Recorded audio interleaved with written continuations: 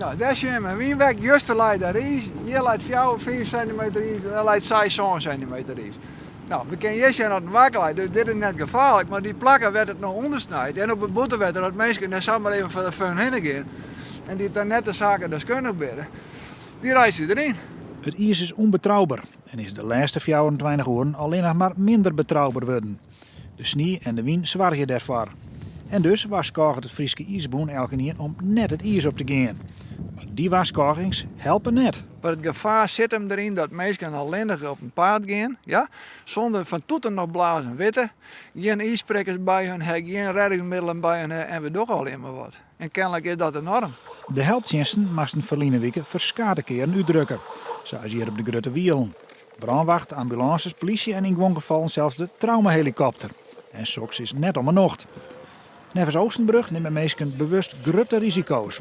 En daar moeten ze dan zelfs ook maar van betalen als het misgaat. Op een in Oostenrijk, als je buiten de skipiste komt, ben je net meer verzekerd. Misschien maken we die kant in Friesland ook wel uit. Waar het net op een geveegde baan, een goedgekeurde baan door de IWC, rijden gaat, is niet verzekerd. Zelf betalen?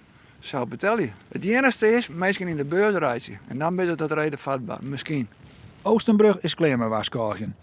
Mensen moeten zelfs harde verantwoordelijkheid nemen en zelfs nadenken blijven. En bij name dat laatste ontbreekt nog wel eens bij de Joerdijkse reedrieder. De reedrieder van Joerd, dat is een lemming die zich over de rotsen stort. Neem dat maar van mij hoor.